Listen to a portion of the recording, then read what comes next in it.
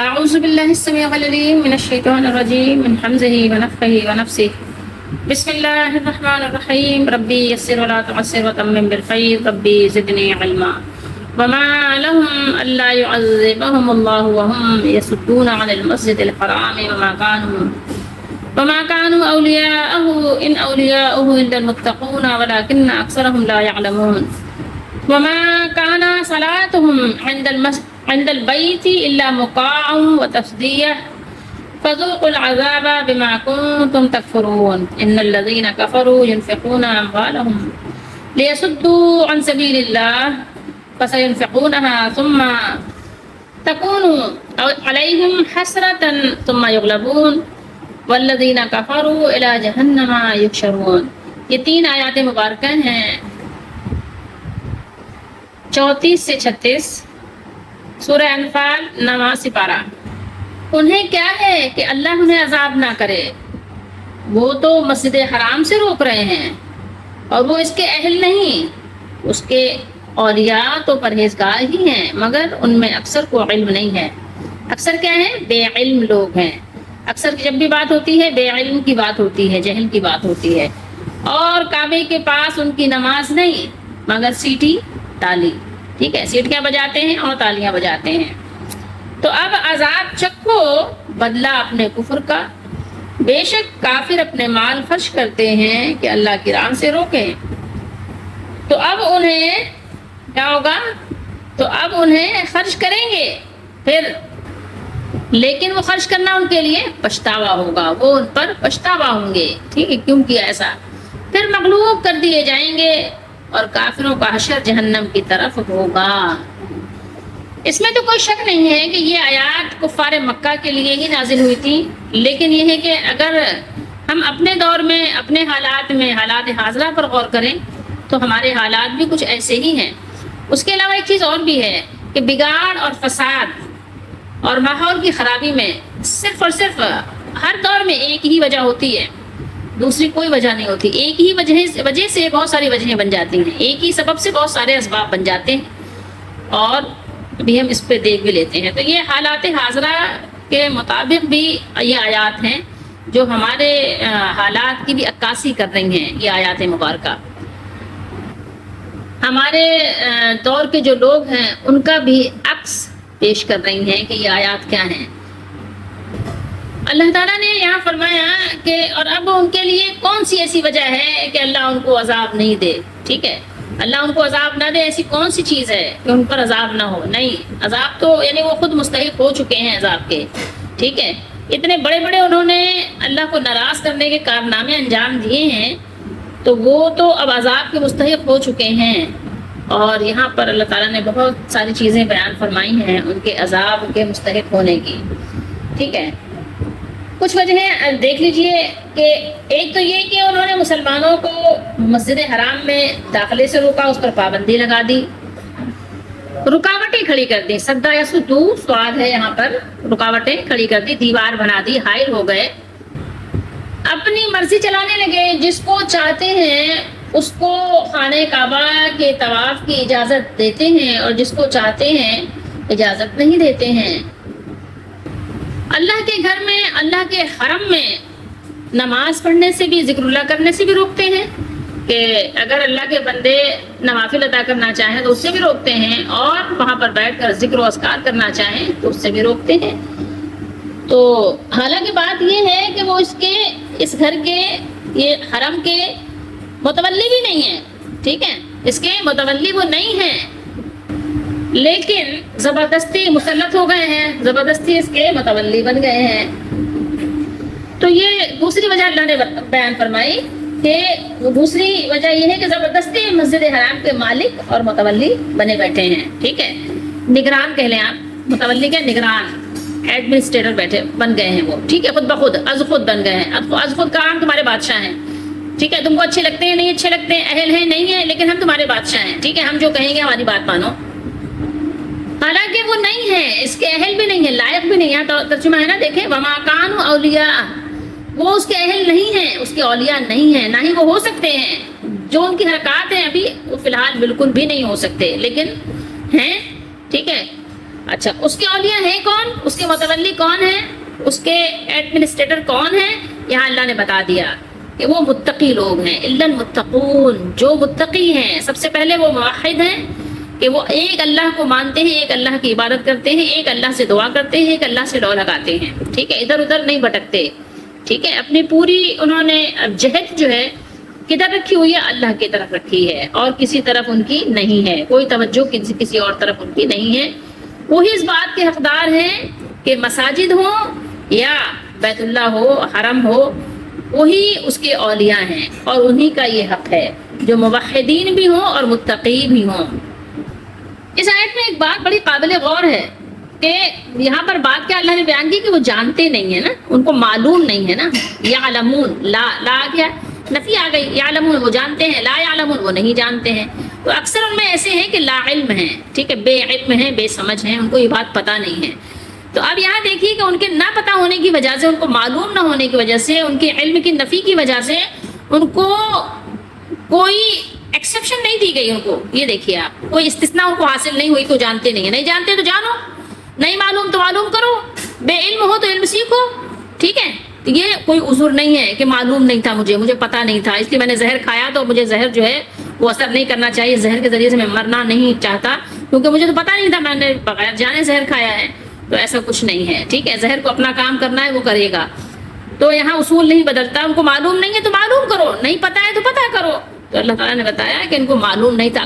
اکثریت جو ہے، اکثریت کا حال یہی ہے، اکثریت جہاں بھی ہو نا اس کو بھیڑ چال کہتے ہیں، اور اکثریت کہتے ہیں نا کہ جو ہجوم ہوتا ہے تو کسی ایک کا بڑا اچھا مقولہ ہے کہ ہجوم جو ہے اس میں عقل نہیں ہوتی، تو اس کے پاس علم نہیں ہوتا، جبھی تو وہ ہجوم کا حصہ بنتے ہیں۔ تو اب آپ اسی آیت سے، ایک ہی آیت سے آپ غور کر لیں، آیت نمبر 34 سورہ انفال کی، آپ غور کر لیں کہ ساری خرابی اور برائی اور بگاڑ کا جو یعنی سبب ہے وہ صرف اور صرف ایک ہے کہ ان کو علم نہیں ہے، اللہ کی وحدانیت کو جانتے نہیں ہیں، اللہ تعالیٰ کی جو عظمت ہے اس کو جانتے نہیں ہیں۔ اس کو قرآن میں اللہ نے جگہ جگہ بیان کیا ہے کہ وہ اللہ کی عظمت کو نہیں جانتے۔ نوح علیہ السلام نے اپنی قوم سے کہا تھا نا کہ تم کو کیا ہو گیا کہ تم اپنے اس مالک سے امید نہیں رکھتے، اس مالک سے لو نہیں لگاتے کہ جو بڑی بزرگی والا، بڑی عظمت والا ہے۔ ما لکم لا ترجون للہ وقارا، کیا ہو گیا تم کو، کیوں سمجھنا نہیں چاہتے کہ اپنے رب عظیم، رب کریم کے در کو چھوڑ کو کہیں اور چلے جاتے ہو، تم کو کیا ہو گیا۔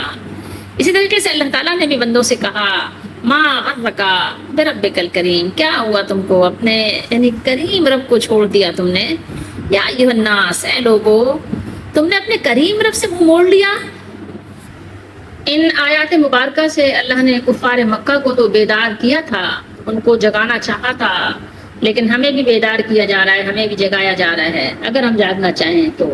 اللہ تعالیٰ نے فرمایا ہے کہ یہ مشرکین اس بات کے مستحق ہیں کہ انہیں عذاب دیا جائے، لیکن اللہ تعالیٰ نے ان میں اپنے رسول کے قیام کی برکت سے ان پر عذاب نازل نہیں کیا۔ ان پر عذاب کیوں نہیں آیا، پیچھے بات ہو چکی ہے، ٹھیک ہے، اور اب ان پر عذاب آئے گا تو اس کی بھی اللہ تعالیٰ نے وجہیں بتا دی، ٹھیک ہے۔ ان پر عذاب الہی کے اترنے کی وجہ یہ ہے کہ وہ اللہ تعالیٰ کے رسول مقبول اور اللہ کے رسول کے سچے جو پیروکار ہیں ان کو اللہ کے گھر میں اللہ کی عبادت کرنے سے روک رہے ہیں، اور وہ اس غلط فہمی میں مبتلا ہیں کہ وہ کعبے کے متولی ہیں اور انہیں حق پہنچتا ہے کہ بیت اللہ میں جو چاہیں وہ کرتے رہیں، ٹھیک ہے۔ انہوں نے اپنے آپ کو یہ سمجھ لیا ہے کہ ان کی مرضی ہے، وہ جو چاہیں کریں، ٹھیک ہے، جس کو چاہیں وہ اللہ کا ولی بنا دیں اور جس کو چاہیں وہ اللہ تعالیٰ کا اس کے ساتھ وہ شریک کر دیں، ٹھیک ہے، اور پھر اس سے مانگیں، اس کے سامنے اپنا سر جھکائیں اور اس سے امیدیں لگائیں۔ 360 بتوں کو رکھنے کے باوجود ان کے توحید میں کوئی فرق بھی نہ آئے۔ یہاں ایک بات سمجھ میں آتی ہے کہ دنیا میں کوئی زبردستی کسی کا کوئی بھی حق لے لے تو لے لے، کیونکہ دنیا میں اللہ تعالیٰ نے ایسا حکم نہیں رکھا کہ کافر کے غلط حرکات پر ان کو فوراً موت دے دے یا ان کو فوراً مار ڈالے یا ان کو صفحہ ہستی سے مٹا دے۔ یہ اللہ کا قانون نہیں ہے۔ اگر یہ اللہ کا قانون ہوتا تو دنیا میں پھر کوئی کافر نظر نہیں آتا۔ ظاہر ہے کہ جب بھی کوئی کفر کا کام کرتا اللہ تعالیٰ اس کو ہلاک کر دیتا، تو دنیا کفر سے پاک ہو جاتی، تو اللہ تعالیٰ نے یہ قانون رکھا ہی نہیں ہے. اللہ تعالیٰ نے کافروں کے لیے بھی روزی روٹی کا بھی انتظام رکھا ہے, اولاد اور ان کے جوڑے کا بھی انتظام رکھا ہے, ان کے کھانے پینے کا اور ان کے ہر چیز کا رہائش کا اللہ تعالیٰ نے پورا اہتمام فرمایا ہے. ورنہ ظاہر ہے کفر اور شرک کا نام و نشان بڑھ جائے گا. تو یہ اصول تو دنیا میں نہیں ہے کہ کوئی اللہ کی نافرمانی کرے یا کوئی ظلم کرے تو اللہ تعالیٰ اس کو فوراً پکڑ لے اور فوراً اس کو توبہ بالا کر دے. یہ اللہ کی سنت نہیں ہے. کبھی کبھی ایسا ہو بھی جاتا ہے کہ اللہ تعالیٰ فوراً ہی پکڑ بھی لیتے ہیں, لیکن کبھی کبھی اللہ ماشاء اللہ ایسا ہوتا ہے. ایسا ضروری نہیں ہے کہ سب کے ساتھ ہو, ٹھیک ہے. کبھی کبھی کسی ظالم کو اللہ تعالیٰ 100 برس 500 برس 1000 برس بھی موقع دیتے ہیں, ٹھیک ہے. اور یہ ہم جانتے ہیں, قرآن کی روشنی میں جانتے ہیں, کیونکہ قرآن کی بات سب سے زیادہ سچی بات ہے اور اس میں کوئی ملاوٹ نہیں ہے. تو یہ بات بالکل درست ہے. لیکن اللہ تعالیٰ اپنی کتاب کے ذریعے سے, اپنے رسول اور نبی علیہ الصلوۃ والسلام کے ذریعے سے یہ بیان کر دیتے ہیں کہ سچی بات کیا ہے, صحیح بات کیا ہے, حق بات کیا ہے. تو یہاں پر اللہ تعالیٰ نے یہ بات بتا دی کہ دیکھو اس گھر کی جو تولیت ہے اس سے ان لوگوں کا, یہ باطل کے جو پرستار ہیں ان کا کوئی واسطہ نہیں ہے. ان کی پیشانیاں باطل معبودوں کے سامنے, اللہ کے علاوہ غیر اللہ کے سامنے جو ہے جھکتی ہیں, سجدہ ریز ہوتی ہیں, اور اس سے ان کی پیشانیاں داغدار ہو چکی ہیں. ان کی پیشانیوں پہ دھبے لگے ہوئے ہیں, ان کے دلوں میں گند پڑی ہوئی ہے. کس کی؟ غیر اللہ سے امیدیں لگانے کی, غیر اللہ کو اپنا الہ سمجھنے کی, یا الہ کے برابر یا شرک کرنے کی وجہ سے, کسی نہ کسی انداز سے غیر اللہ کی پکارنے کی وجہ سے ان کے دل گندے اور میلے کالے ہو چکے ہیں. تو اس لیے یہ اس بات کا حق نہیں رکھتے کہ یہ مسجدوں کو آباد کریں یا خانہ کعبہ کو, بیت اللہ شریف کو آباد کریں, ٹھیک ہے. تو یہ حرمین کو آباد کریں, یہ ان کا حق ہی نہیں ہے. اللہ نے بیان کر دیا. یہ اور بات ہے کہ زبردستی کوئی بھی مسلط ہو سکتا ہے, جیسے پہلے لوگ مسلط ہوئے تھے اب بھی ہو سکتے ہیں. صلاۃ کا لفظ بہت معروف ہے, یہ تو سب جانتے ہیں. صلاۃ یعنی نماز کے لیے, میں نے اکثر نماز کے لیے استعمال کیا گیا, ٹھیک ہے. عند, قریب, پاس, بیت, گھر. مکان, تصدیعتاً, اس کو بھی دیکھ لیتے ہیں کہ یہ کیا ہے. اچھا ایک بات اور بھی یاد رکھیے گا, صفقہ کہتے ہیں صاد فا قاف, تالی بجانے کو, تالی بجانا, ٹھیک ہے. من الذی صفقہ, وہ کون ہے جس نے تالی بجائی. مکا یمکو مکان, مکون و مکان, یہ معنی ہوتا ہے سیٹی بجانا, ٹھیک ہے. سیٹی جیسے منہ میں انگلیاں رکھ کے سیٹی بجاتے ہیں نا, کچھ لوگوں کی پریکٹس بڑی اچھی ہوتی ہے, بڑی زبردست سیٹیاں بجاتے ہیں. اور تصدیعتاً, صدا یصدی, تصدیعتاً باب تفعیل سے ہے تالیاں بجانا. جیسے دونوں ہاتھوں کو آپ لگا کے تالیاں بجاتے ہیں نا, یا جیسے دونوں ہاتھوں سے آپ ڈھولک بجاتے ہیں, طبلہ بجاتے ہیں, ٹھیک ہے. قوالی میں جیسے قوال, طرح طرح کے یعنی اپنے سر بجاتے ہیں. تو یہ عذاب نازل کرنے کی اللہ تعالیٰ نے تیسری وجہ بیان فرمائی ہے کہ وہ اللہ تعالیٰ کی عبادت اس کی شان کے لائق اور اس کے بتائے ہوئے طریقے سے کرنے کے بجائے تالیاں پیٹ کر اور سیٹیاں بجا کر اور قوالی گا کر اس کے ذریعے سے کرتے ہیں. ان سے عذاب کو مؤخر کیا گیا تھا رسول اللہ صلی اللہ علیہ وسلم کے موجود ہونے کی وجہ سے, اور رسول اللہ صلی اللہ علیہ وسلم کے جانے کے بعد وہ کمزور صحابہ جو تھے رضی اللہ تعالیٰ عنہ, ان کی استغفار کرنے کی وجہ سے. اور ہمارے استغفار ان میں بہت فرق بھی ہے, یہ بھی یاد رکھیے گا. ہم اس طرح استغفار نہیں کرتے جو استغفار کرنے کا حق ہے. ہم میں سے شاید ہی کوئی, یہ بہت ہی ماشاء اللہ لوگ ہوں گے جو ویسے استغفار کرتے ہوں گے جیسے کہ صحابہ کرام رضی اللہ تعالیٰ عنہ کیا کرتے تھے. بہرحال اللہ تعالیٰ ہمیں توفیق دے. تو یعنی ان کی معافی کی برکت سے اللہ تعالیٰ نے عذاب کو مؤخر کیا ہوا تھا, ٹھیک ہے. لیکن جب رسول اللہ صلی اللہ تعالیٰ علیہ وآلہ وسلم مدینہ شریف پہنچ گئے اور پھر جب بدر کا موقع آیا تو اللہ تعالیٰ نے بدر کے دن انہیں اپنے عذاب میں مبتلا کر دیا, ٹھیک ہے. یہ آپ پڑھ چکے ہوں گے, آپ کو معلوم ہوگا کہ بدر کے دن ان کے ساتھ کیا ہوا تھا. تو اب ان کو آگاہ کر دیا گیا کہ ان پر عذاب کیوں نہ آئے, عذاب آئے گا اور ضرور آئے گا. پچھلی آیت میں جس عذاب کی نفی کی تھی وہ تھا جس سے قوموں کا نام و نشان مٹ جاتا تھا, قومیں مٹا دی جاتی تھیں, زمین بوس ہو جاتی تھیں, اور ان کے چھت جو ہے وہ زمین پہ گر جاتے تھے آ کے, ٹھیک ہے. تو وہ اپنے چھتوں کے بل گری ہوتی تھی, یعنی ان کا کیا ہوتا تھا, ایسا عذاب آتا تھا کہ عذاب استحصال. تو اس آیت میں اس عذاب کا ذکر ہے کہ جو قحط کے ذریعے سے آتا ہے, قتل کے ذریعے سے آتا ہے, خوف اور جنگ کی صورت میں عبرت کے لیے عذاب مسلط کیا جاتا ہے. جیسے جنگ بدر میں ہوا تھا کہ 70 قتل کیے گئے تھے, 70 قیدی بنائے گئے تھے, خوف ہراس کا ایک عالم تھا.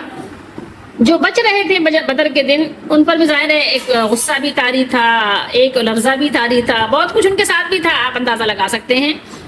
اور بالآخر کیا ہوا؟ مکہ فتح ہو گیا، ٹھیک ہے۔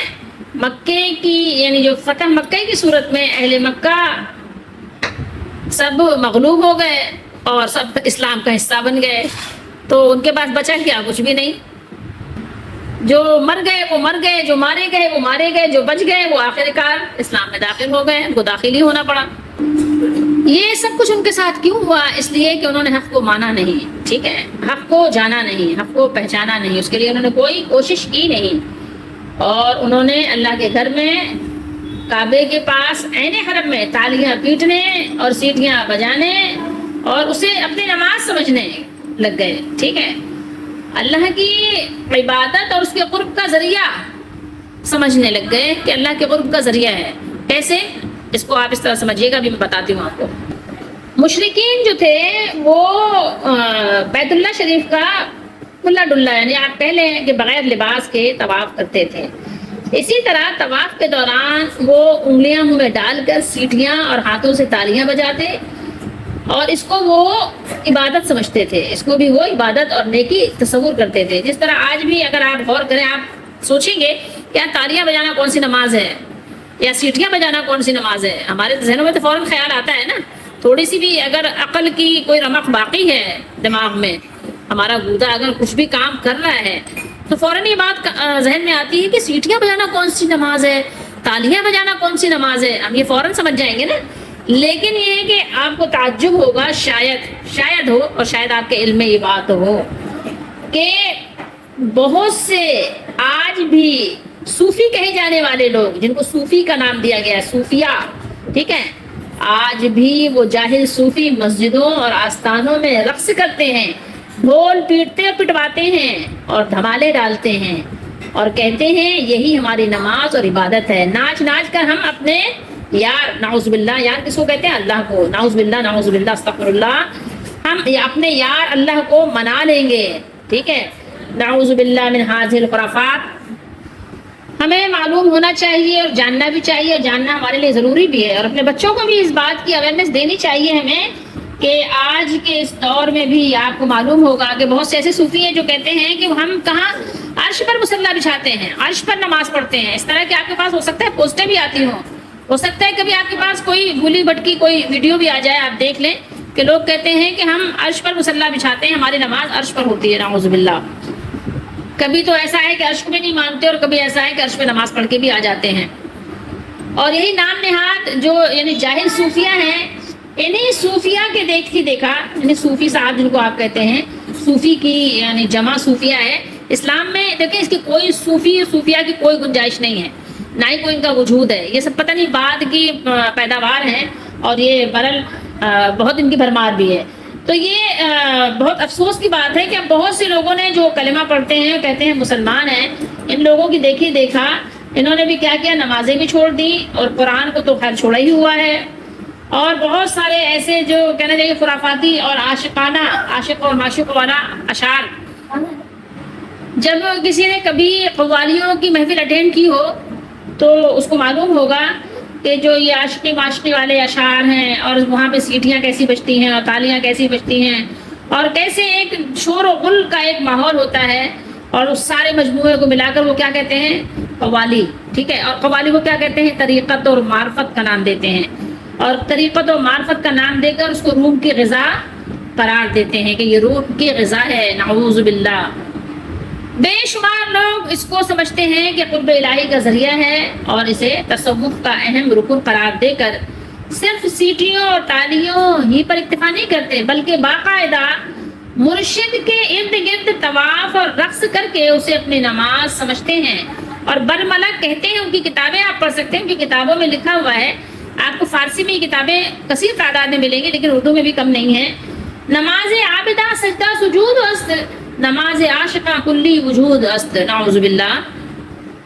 ترجمہ آپ سمجھ لیجئے، وہ کہتے ہیں کہ عابدوں کی نماز سجدہ و سجود ہے، مگر عاشقوں کی نماز معشوق کا پورا وجود ہی ہے۔ اور کہتے ہیں ہر قوم راست راہ ہے، دینے و قبلہ گاہ ہے، من قبلہ راست قدم برسمت کج گلا ہے. کہتے ہیں کہ ہر قوم کا ایک راستہ، ایک دین، ٹھیک ہے. ہر قوم راست راہ ہے، دین و قبلہ کا ہے. ہر قوم کا ایک راستہ، ایک دین اور ایک قبلہ ہوتا ہے، مگر میں نے تو اپنا قبلہ ایک ٹیڑھی ٹوپی والے کی طرف سیدھا کر لیا ہے. جس کو مرشد بنا لیا ہے، وہ ٹیڑھی ٹوپی لگاتا ہے تو اس کو ہم نے اپنا قبلہ بنا لیا ہے، ٹھیک ہے. اور بڑے دکھ کی بات ہے کہ بہت سے نمازی ایسے ہیں جو نماز پڑھتے ہیں لیکن وہ نماز سیکھتے نہیں ہیں. وہ نماز پڑھ لیتے ہیں جیسے انہوں نے اپنے بڑوں کو پڑھتے ہوئے دیکھا، ان کو نہیں پتا کہ نماز کیا ہے. کبھی انہوں نے رسول اللہ صلی اللہ علیہ وسلم کی نماز کو انہوں نے پڑھا نہیں کہ رسول اللہ کی نماز کیسی ہوتی تھی اور رسول اللہ صلی اللہ علیہ وسلم کی نماز کا طریقہ کیا تھا. رسول اللہ صلی اللہ علیہ وسلم کے سامنے بھی ایک صحابی نے نماز پڑھی تھی. آپ نے فرمایا تم نے نماز نہیں پڑھی، جاؤ دوبارہ پڑھو. تم نے نماز نہیں پڑھی، جاؤ دوبارہ پڑھو، ٹھیک ہے. تو یہ آج کے لوگ جن کے لیے بلکہ اللہ کے رسول صلی اللہ علیہ وسلم کی حدیث بھی ہے کہ کچھ لوگوں کی نماز ان کے کانوں سے اوپر نہیں جاتی، یعنی اوپر جاتی نہیں. کانوں سے اوپر کیا مطلب؟ کان تو ہمارے جسم کے اندر ہی ہے نا، سر کے اوپر تو نہیں ہے نا. تو یعنی ہمارے اندر ہی رہ جاتی، ہمارے پاس سے جدا ہی نہیں ہوتی ہماری نماز کو جا کر ہمیں کچھ اجر دلائے. سوچیں، تصور کریں کتنوں کی ایسی نماز ہے کہ وہ کالی بھجن ہے، حدیث شریف کے الفاظ کا مفہوم ہے. خیر، میں نے آپ کو بھی جو اشعار سنائے ہیں، آپ اس اشعار کو سن کر اور سمجھ کر آپ اندازہ لگا سکتے ہیں کہ مسلمان کا ایمان کتنا رہ گیا ہے. اور بہت سے لوگ ایسے ہیں کہ تصور شیخ کا شرک کر رہے ہیں. صوفیوں کی عبادت کیا ہے؟ خود ساختہ طریقے اور موسیقی اور رقص جیسی دل میں نفاق پیدا کرنے والی خرافات وہ ترک نہیں کر رہے ہیں، بلکہ کیا کر رہے ہیں؟ پروموٹ کر رہے ہیں، اس کی پروموشن کر رہے ہیں. لیکن اللہ کی قسم،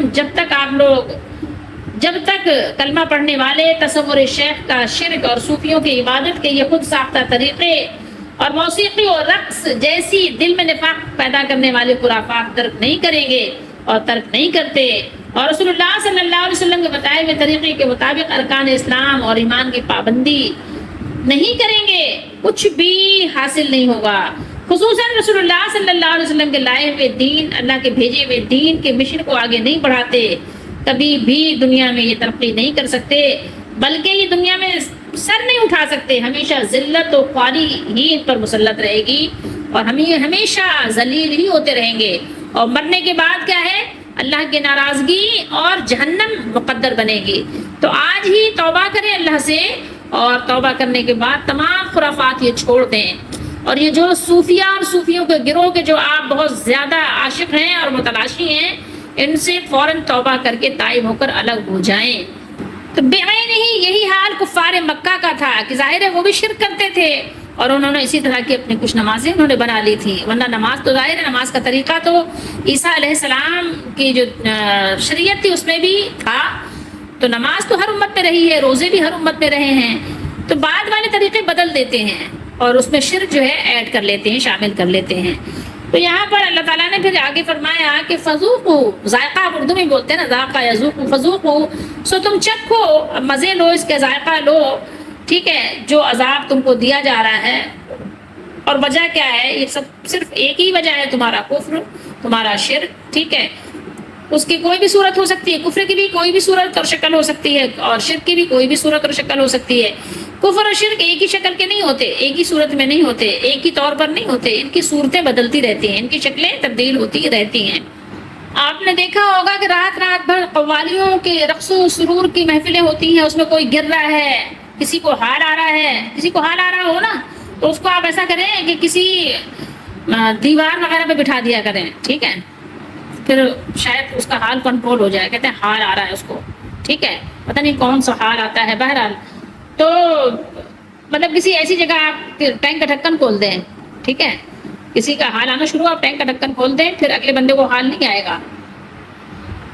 اور اگر محلے کی کسی گلی میں آپ کا یہ رقص و سرور کی اور قوالی کی محفل ہو رہی ہو تو کوئی اگر وہاں پہ قریب میں گٹر ہونا تو گٹر کا ڈھکن بھی کھول دیا کریں، پھر لوگ ذرا آرام سے جھومیں گے. ٹھیک ہے، آج کل طرح طرح کے بہت سارے یعنی اس طرح کے ماحول آپ کو نظر آتے ہیں جو یعنی لوگوں کو دین سے دور کر رہے ہیں. تو بالکل وہی آپ سینیریو میں غور کریں تو جو وہی کفار مکہ کا طور و طریقہ تھا وہی ہمارے یہاں رائج ہوتا چلا جا رہا ہے اور وہی عذاب کی صورتیں بھی بن رہی ہیں.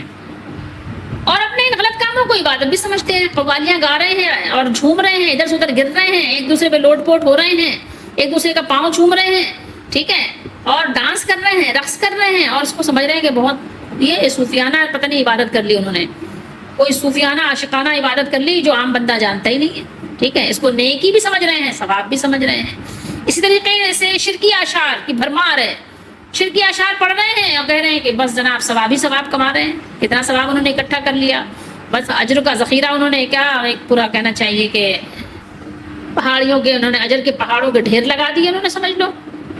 لیکن نمازوں کا کوئی پتہ نہیں ہوتا ہے، عشاء کی نماز پڑھی کہ نہیں کچھ پتہ نہیں، فجر کی نماز کا کوئی عطا پتہ نہیں، جن کا حکم دیا تھا تو اس کی کوئی پرواہ نہیں ہے، اور جس کا حکم نہیں تھا اس کا اتنا اہتمام ہے، استغفر اللہ ربی من کل ذنب واتوب الیہ۔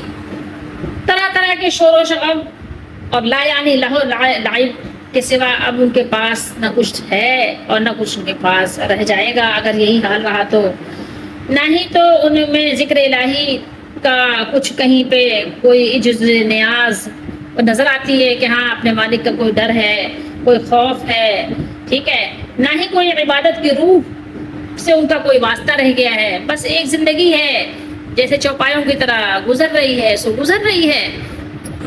ان الذین کفروا ينفقون، انفاق فی سبیل اللہ کی بات ہے، ٹھیک ہے، لیکن یہاں جو کفار مکہ کی بات ہے وہ فی سبیل اللہ نہیں ہے۔ سمجھنے کی بات اور ہے کہ ہم کہیں بھی مال لٹائیں اپنا اور سمجھنے کچھ اور، ٹھیک ہے، مال کو ضائع اور برباد کریں اور سمجھیں کہ جناب یہ ہم ثواب کا کام کر رہے ہیں، یہ اللہ کی راہ میں ہے، تو وہ سمجھنے سے کیا ہے، لیکن یہاں تو اللہ کے راستے سے روکنے کی بات ہو رہی ہے۔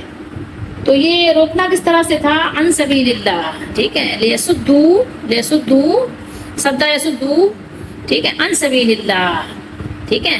اب یہاں کی یہ بات ہو رہی ہے عن سبیل اللہ سے مراد کیا ہے، اسلام ہے، یعنی کفار خصوصاً اہل مکہ جن کا یہاں ذکر ہو رہا ہے وہ اپنے اموال لوگوں کو اسلام سے روکنے کے لیے ہر طرح سے خرچ کرتے ہیں، مال کا لالچ دے کر بھی اور جنگ کی تیاری کے لیے خوراک اور سواریاں اور اسلحہ یہ ساری چیزیں مہیا کر کے بھی انہیں اسلام سے اس قدر دشمنی اور عناد ہے، اس سے روکنے کے لیے وہ اپنی محبوب ترین پیاری عزیز ترین چیز مال خرچ کرتے ہیں، اس سے بھی وہ دریغ نہیں کرتے، ورنہ مال کہاں نکلتا ہے، کسی غریب کو دینا ہو تو 10 روپے نہیں نکلتے، 100 روپے نہیں نکلتے، 200 روپے ہیں، ارے کیوں مانگ رہا ہے، اچھا بھلا تو ہے، جا کما، اس طرح کے الفاظ آپ کو سننے کو ملتا ہوگا نا، لیکن دین کی رکاوٹ کے لیے ڈھیروں ڈھیر مال نکال دیتے ہیں۔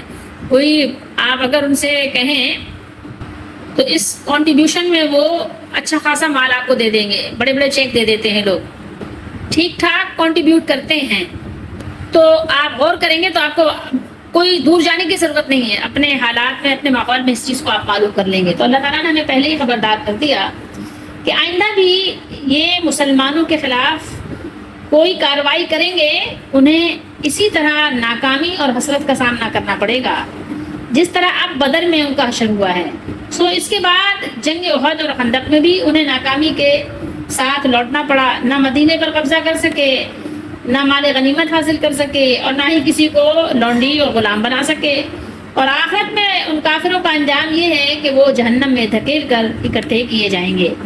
بعد میں بھی جب تک مسلمان اللہ کے احکام پر کاربند رہے اور انہوں نے اللہ تعالیٰ کے دین کے مشن کو آگے بڑھایا اور اس میں کوتاہی نہیں کی، ان کے خلاف جنگ کے لیے خرچ کیے ہوئے کفار کے اموال ہمیشہ ان کے لیے باعث حسرت ہی بنے اور ہمیشہ وہ مغلوب ہی ہوئے جب ان کے سامنے مسلمان ہوتے تھے۔ ان آیات مبارکہ کا جو نزول ہے، سبب نزول، تو آپ کہہ سکتے ہیں کہ ایک خاص ہے، ٹھیک ہے، کہ آپ جانتے ہیں کہ اس کا سبب ایک خاص ہے، لیکن یہ بات جان لیجئے، صحیح بات یہ ہے کہ اس آیت کریمہ کا حکم عام ہے، ٹھیک ہے۔ اللہ تعالیٰ نے یہاں یہ خبر دی ہے کہ کفار حق کے راستے کی پیروی سے روکنے کے لیے یعنی کچھ بھی کر سکتے ہیں۔ جو مال اتنا پیارا ہے، جو یعنی ضرورت کے وقت مسلمانوں کے خرچ کے لیے کوٹی کوڑی نہیں دیتے، لیکن یہ اسلام کو روکنے کے لیے بے دریغ مال خرچ کر دیتے ہیں اور کرتے ہیں اور کریں گے بھی، ٹھیک ہے، اسی طرح خرچ کرتے رہیں گے حتیٰ کہ ان کے اموال، ان کے مال ختم ہو جائیں گے اور کچھ حاصل نہ کر سکیں گے یہ، ٹھیک ہے، اور کچھ حاصل نہ کر سکنے کی وجہ سے انہیں حسرت اور ندامت ہوگی، کیونکہ یہ اللہ تعالیٰ کے نور کو بجھانا اور کلمہ حق کے مقابلے میں اپنی بات کو غالب کرنا چاہتے ہیں، جو کہ یہ کبھی بھی نہیں کر سکتے۔ پھوپھائی اور بات ہے، لیکن اللہ تعالیٰ اپنے نور کو پورا کرنے والے ہیں۔ اگرچہ کافروں کو برا ہی لگے برا لگتا رہے، ولو کرہ الکافرون، ان کو کراہت ہو تو ہوتی رہے، لیکن اللہ تعالیٰ اپنے نور کو پورا کریں گے، ٹھیک ہے۔ فَسَيُنْفِقُونَهَا، تو وہ آئندہ بھی خرچ کریں گے، ٹھیک ہے، آخر وہ خرچ کرنا ان کے لیے باعث حسرت و افسوس ہوگا، پھر وہ مغلوب ہو جائیں گے۔ لیکن اللہ تعالیٰ اپنے دین کی مدد کرنے والے، اپنے کلمے کو سربلند کرنے والے اور اپنے دین کو باقی تمام دینوں پر غالب کرنے والے ہیں۔ کافروں کے لیے دنیا میں یہ ذلت و رسوائی اور آخرت میں جہنم کا عذاب ہوگا۔ ان میں سے جو زندہ رہا وہ اپنی آنکھ سے وہ کچھ دیکھ لے گا اور اپنے کان سے وہ کچھ سن لے گا جو اس کو برا معلوم ہوگا، اور ان میں سے جو مارا گیا یا مر گیا تو وہ ابدی ذلت و رسوائی اور سرمدی عذاب میں مبتلا ہو جائے گا۔ والذین کفروا الی جہنم یحشرون، اور فرمایا اللہ نے کہ اور وہ لوگ جنہوں نے کفر کیا جہنم کی طرف اکٹھے کیے جائیں گے، سب جہنم کی طرف جمع کر دیے جائیں گے۔ اب ان 3 آیات مبارکہ میں ہم اپنا بھی سبق دیکھنا چاہیں تو دیکھ سکتے ہیں کہ دیکھیے، اگر ہمیں اور آپ کو اپنے آپ کو عذاب سے بچانا ہے، دنیا اور آخرت کی ذلت سے بچانا ہے، تو ہمیں سب سے پہلے کیا کرنا چاہیے؟ ہر طرح کی جو ہمارے یعنی ماحول میں خرابیاں ہیں ان سے بچانا ہے، تو سب سے پہلے ہمیں یہ کرنا چاہیے کہ قرآن مجید کو تھام لیں، اللہ کی بھیجی ہوئی کتاب کو تھام لیں، کیونکہ اب رسول اللہ صلی اللہ علیہ وسلم تو ہمارے درمیان موجود نہیں ہیں کہ ہم ان کے پاس چلے جائیں اور ان سے آپ صلی اللہ تعالیٰ علیہ وآلہ وسلم سے وابستہ ہو جائیں اور دین سیکھیں اور دین کے مشن کو آگے بڑھائیں۔ اب ہم نے قرآن کو ہی تھامنا ہے، ٹھیک ہے۔ تو اپنے آپ کو عذاب سے بچانا چاہتے ہیں تو ہمارے لیے سب سے ضروری بات یہ ہے کہ اللہ کی کتاب اور سنت کو تھام لیں، ٹھیک ہے، اور تقویٰ حاصل کریں، تقویٰ حاصل کریں۔ متقی جو ہیں وہی کامیاب ہیں، وہ کوئی بھی ہوں اور کہیں بھی ہوں۔ امام مجاہد بھی فرماتے ہیں کہ متقین ہی کامیاب ہیں، ٹھیک ہے، اور متقی ہی اللہ کے گھروں کو آباد کرنے کے مستحق اور حقدار ہیں، کہ وہ کوئی بھی ہو اور کہیں بھی ہو۔ تو یہ تقویٰ حاصل کریں، اس کے بغیر کچھ نہیں ہے۔ دیکھیں، بے علمی، لا علمی یہ اللہ کے عذاب سے نہیں بچاتی، ٹھیک ہے۔ پھر یہ اور بات ہے کہ ایسا عذاب نہیں آئے گا کہ پوری بستی ختم ہو جائے، ایسا نہیں ہوگا، بلکہ ٹکڑیوں کی صورت میں آتا ہے۔ کبھی کوئی آبادی ختم ہو گئی، پھر وہ آبادی آہستہ آہستہ اٹھتی ہے، لیکن پھر دوسری آبادی پہ کوئی تباہی آ جاتی ہے، ٹھیک ہے۔ ایک عذاب سے بچتے ہیں تو دوسرا عذاب آ جاتا ہے۔ سیلاب سے بچاؤ کیا تو زلزلہ آ گیا، زلزلے سے بچاؤ کیا تو سیلاب آ گیا، پھر کبھی آندھی آ گئی، پھر کبھی کیڑے مکوڑے پیدا ہو گئے، پھر کبھی کوئی جرثومہ آ گیا، ہوتا رہتا ہے، یہ ہوتا رہے گا، اللہ تعالیٰ کی یہ سنت ہے۔ تو بہرحال اگر آپ نہیں مانیں گے تو ظاہر ہے پھر اللہ تعالیٰ کا اصول بھی آپ کے لیے نہیں بدلے گا۔ اور پھر کیا ہے کہ ہمیں اللہ کی عبادت کیسے کرنی ہے؟ جیسا کہ اللہ تعالیٰ نے حکم دیا ہے، اور قرآن کو جیسے کہ رسول اللہ صلی اللہ علیہ وسلم نے سمجھا، صحابہ کرام نے جیسے سمجھ کر عمل کیا اور ہمیں سکھایا، ہمیں وہی طریقہ اختیار کرنا چاہیے۔ ورنہ پھر کیا ہے، پھر یہ کہ ظاہر ہے پھر ہمیں اس طرح سے ڈانٹ پلائی جائے گی، لو چکھو اب عذاب، پتہ چل رہا ہے تمہیں، ہمیں ذلیل کیا جائے گا، ٹھیک ہے۔ پھر اس کے علاوہ بات یہ ہے کہ اپنا مال جو عزیز ترین مال ہے، عبادت 3 طرح کی ہے نا، عبادت 3 قسم کی کون سی ہے؟ ایک تو قولی ہے، جو آپ نے قول و قرار کے ساتھ کرتے ہیں، ایک فعلی ہے جو آپ کا فعل نظر آتا ہے آپ کے عمل کے ذریعے سے، اگر اندر آپ کے ایمان ہے تو باہر بھی ظاہر ہے نظر آئے گا۔ پھر اس کے بعد یہ ہے کہ تیسری عبادت ہے مالی، ٹھیک ہے، مالی عبادت ہے۔ اب یہاں پھر اس کے بعد اللہ تعالیٰ نے مال کے بارے میں بیان کیا کہ مال کو اللہ کے دین کے تحفظ، دین کے پھیلاؤ کے لیے خرچ کرو، روکنے کے لیے نہیں، ٹھیک ہے، دین کو روکنے کے لیے، دین کے مشن کو ناکام بنانے کے لیے نہیں۔ رات بھر آپ جو ہے مجلسیں قائم کرتے ہیں، نمازوں کا آپ کو اہتمام ہی نہیں ہے، آپ دیکھ لیں، غور کر لیں، آپ کو اندازہ ہوگا، ٹھیک ہے۔ اور نماز جو لوگ پڑھتے بھی ہیں تو ان کی نمازیں کیسی ہوتی ہیں ان کو بھی غور کرنا چاہیے۔ مسجدوں سے روکتے بھی ہیں، ٹھیک ہے، مسجدوں سے روکتے نہیں ہیں کہ نہیں یہ اس کی فرقے کی مسجد ہے تو اس کا مؤذن ہی اذان دے گا، دوسرا نہیں دے سکتا، ٹھیک ہے۔ پھر جس نے یہ ضروری بنا لیا ہے کہ اذان سے پہلے درود ہوگا تو دوسرا اگر بغیر درود کے اذان دے تو اس کو پھر مار کے بھگا دیں گے۔ تو پھر دیکھیں اس طرح کے پھر حالات اور ماحول کو آپ دیکھیں، آپ کو اندازہ ہوگا۔ تو یہ مال کے خرچ کرنے کی جہاں بات ہے تو جب ضروری باتوں میں ہوتی ہے تو پھر مال کو خرچ نہیں کرتے، لیکن یہ کہ ضروری کہاں ضروری ہے، ٹھیک ہے، ضروری کہاں کہاں یہ بھی آپ دیکھ لیجئے، قرآن میں اللہ تعالیٰ نے آپ کے جو مال ہیں، اگر مالدار لوگ، دیکھیں ظاہر ہے مالدار کی بات ہو رہی ہے، مالدار ہی مال خرچ کرے گا، غریب انسان کہاں سے خرچ کرے گا؟ قرآن میں اللہ تعالیٰ نے فرمایا کہ اور آپ سے یہ سوال کرتے ہیں کہ وَيَسْأَلُونَكَ عَنِ الْيَتَامَىٰ قُلْ إِصْلَاحٌ لَهُمْ خَيْرٌ، اور وہ آپ سے یتیموں کے بارے میں سوال کرتے ہیں، آپ فرما دیجئے کہ ان کی اصلاح کرنا بہتر ہے۔ لیکن لوگ کیا کرتے ہیں؟ یتیموں کا مال بھی کھا جاتے ہیں نا۔ یتیموں کا مال، ایک بھائی کا انتقال ہو گیا، دوسرے بھائی نے کیا کیا؟ اس کے بھائی کے گھر پہ قبضہ کر لیا، قبضہ کر لیتے ہیں نا، جو بھتیجے ان کا حصہ ہے ان کو حصہ نہیں دیتے، ٹھیک ہے۔ بہت طرح کے لوگ ہیں آپ دنیا میں دیکھیں گے، اور سارے کچھ پیچھے وجہ کیا ہوتی ہے؟ پیچھے وجہ یہی ہے کہ ظاہر ان کو اللہ کا ڈر نہیں ہے، اللہ پر یقین نہیں ہے، اللہ پر ایمان نہیں ہے، جبھی تو ایسا کر رہے ہیں۔ إِنَّهُ كَانَ لَا يُؤْمِنُ بِاللَّهِ الْعَظِيمِ، کہ بے شک اس کو ایمان نہیں تھا، عظمت والے رب پر ایمان نہیں تھا، تو سارا کچھ یہ ڈرامہ اس کا اسی وجہ سے تھا جو وہ کر رہا تھا۔ کسی کا پلاٹ کھا گئے، کسی کا مکان کھا گئے، کسی کی دکان کھا گئے، کسی کو موت کے گھاٹ اتار دیا۔ ظاہر ہے لوگوں کا اگر آپ نے مال اس طرح ہڑپ کر لیا تو لوگوں کو تو آپ نے دل کا مریض بنا دیا، کسی کو کچھ مرض لگ گیا، کوئی کسی غم میں مر گیا، کوئی کسی غم میں مر گیا۔ یہ کس وجہ سے ہوا؟ یہ لوگوں کی نحوست تھی نا کہ لوگوں کا مال ناجائز طور پہ آپ کھا گئے، حقدار کا حق آپ نے دیا نہیں۔ اور اللہ نے فرمایا نا أَرَأَيْتَ الَّذِي يُكَذِّبُ بِالدِّينِ فَذَلِكَ الَّذِي يَدُعُّ الْيَتِيمَ وَلَا يَحُضُّ عَلَىٰ طَعَامِ الْمِسْكِينِ، تم نے دیکھا نہیں اس شخص کو جو آخرت کی جزا کو جھٹلاتا ہے؟ وہی تو ہے جو یتیم کو دھکے دیتا ہے اور مسکین کو کھانا کھلانے کی ترغیب نہیں دیتا، نہ کھلاتا ہے نہ لوگوں سے رغبت دلاتا ہے کہ کھلاؤ ثواب ملے گا آخرت میں تمہارے لیے، انعام و اکرام اور اعزاز اور تکریم کا باعث و ذریعہ ہوگا، کھلاؤ غریبوں کو، مزدوروں کو۔ تو ہمیں ہر حال میں غور کرنا چاہیے، ہمارے معاشرے میں جو کچھ ہو رہا ہے اس کے پیچھے بہت بڑی یعنی خرابی اور تباہی لگی ہوئی ہے۔ یہ نہ سمجھیے گا کہ ایسے ہی جان چھوٹ جائے گی، ایسا نہیں ہے، کیونکہ ہم نے بہت کچھ تباہی مچا دی ہے، بہت کچھ تباہ کر دیا ہے، اور یہ سب کچھ اپنے ہاتھوں ہی سے ہم نے کیا ہے۔ کیوں کیا ہے؟ کہ ہم خواہش کے بندے بن گئے ہیں، اپنے رب کو نہیں مانا، اس کے بندے بننے کو تیار نہیں ہوئے ہیں۔ ہمارے یہاں یہ جو خیر خواہی والے کام ہو رہے ہیں یہ بھی ناکافی ہیں، صرف کسی کو روٹی دے دینا ہی خیر خواہی نہیں ہے۔ بہت سے لوگ کھلا رہے ہیں، کھانا کھلانے کے بہت سے جگہ انہوں نے یعنی ایک طرح سے کئی کیمپ قائم کر لیے ہیں، لیکن وہ ناکافی ہیں۔ کسی نوجوان کو روزگار دینا، کسی بیوہ کی مدد کرنا، یہ بہت ضروری چیزیں ہیں جو ہمارے معاشرے سے بہت دور ہیں۔ اب مزدوری، آپ کسی سے مزدوری کروائیں تو کم از کم اسی اجرت تو پوری دیں، ایسا نہیں کہ زبردستی۔ دیکھیں یہاں پر ایک بات جو ہے نا، میں نے یہ بات اس لیے کی کہ یہاں پر یہ ہے کہ ان لوگوں نے کیا کیا تھا کہ زبردستی اس کے متولی بن گئے تھے، نگران بن گئے تھے، ٹھیک ہے، زبردستی بن گئے تھے۔ تو آج ہمارے یہاں بھی بہت سے لوگ زبردستی بن گئے ہیں، بہت بڑے یعنی وہ مالکان کہلاتے ہیں، لیکن پیچھے انہوں نے کسی کا مال ہڑپ کیا ہوا ہوتا ہے، کہیں نہ کہیں وہ چور ہوتے ہیں ضرور پیچھے سے۔ یہ بات ضروری ہے، اگر آپ نے کسی سے مزدوری کروائی اور اس کو اجرت پوری نہیں دی تو یہ بھی آپ کے حق میں کیا ہے، بہت برا ہے۔ آپ یہ نہ سمجھیے گا مزدوری بھی، آپ کم مزدوری پہ آپ نے کام کروا لیا، ظاہر ہے اس کے آپ نے موقع سے فائدہ اٹھایا، وقت سے فائدہ اٹھایا، اس کے حالات ایسے تھے کہ اس نے 5000 کا کام آپ کا 2000 میں کر دیا، اس لیے کر دیا کہ اس کو اس وقت 2000 کی بہت ضرورت تھی۔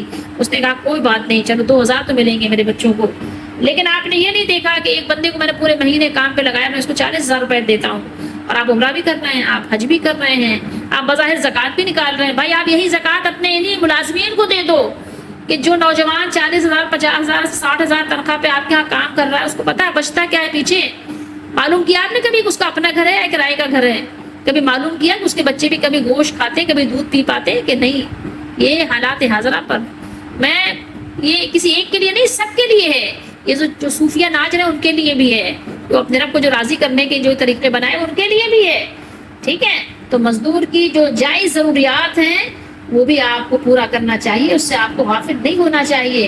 یہ نہیں ہونا چاہیے کہ خود تو آپ اتنے بڑے بڑے بنگلے میں، وسیع و عریض کوٹھیوں میں رہ رہے ہیں اور مزدور کو بیچارے کو سر چھپانے کی جگہ بھی نہیں ہے۔ اور آپ کر سکتے ہیں، چلے آپ 10 کو نہیں کر سکتے، 2 کو کر سکتے، 2 کو تو کریے، 2 کو 2 کمروں کا فلیٹ تو دلائیے، اس کے بچوں کی بھی تو مناسب دیکھ بھال ہو سکے، اس کی بھی تو چلو زیادہ نہیں تھوڑی بہت تعلیم کا تو انتظام ہو سکے۔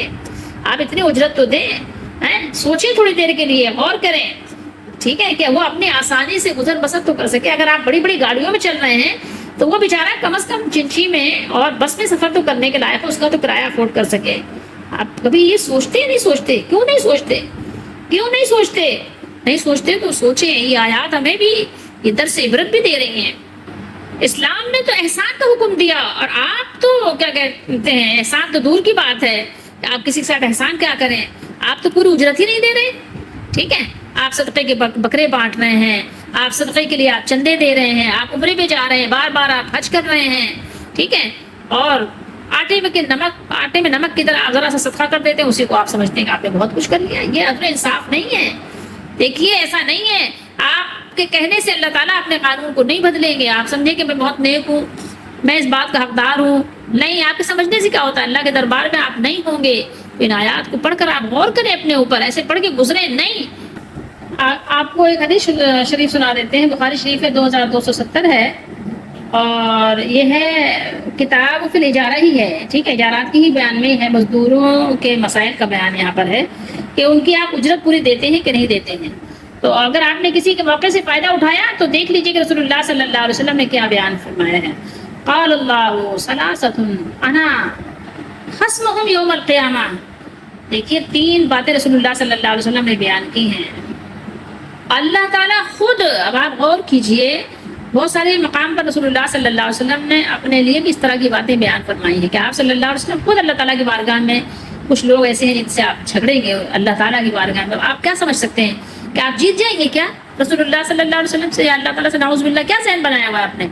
دیکھیے اللہ تعالیٰ نے کیا بیان کیا، اللہ تعالیٰ نے خود بیان فرمایا ہے۔ اللہ نے فرمایا، دیکھیے قال اللہ تعالیٰ فرما رہا ہے، اللہ تعالیٰ کا فرمان ہے کہ 3 قسم کے لوگ ایسے ہیں جن کا قیامت میں خود مدعی بنوں گا، اللہ تعالیٰ خود جھگڑا کریں گے اس شخص سے۔ ایک تو وہ شخص ہے جس نے میرے نام پر عہد کیا اور پھر وعدہ خلافی کی، دوسرا جس نے کسی آزاد آدمی کو بیچ کر اس کی قیمت کھائی، اور تیسرا وہ شخص ہے جس نے کسی کو مزدور کیا، پھر کام تو اس سے پورا لیا لیکن اس کی مزدوری نہیں دی، پوری نہیں دی، یا آدھی نہیں دی، یا اس کو کم دی، تو کیا ہوگا؟ ذرا غور تو کیجیے آپ۔ ہمارے یہاں کتنے لوگ یہ کام کر رہے ہیں؟ غور کیا آپ نے؟ قرآن پڑھا کریں تو غور کیا کریں، قرآن پڑھ کے گزر مت جایا کریں۔ قرآن پڑھ کے گزر جائیں گے تو سمجھ کیسے آئے گی؟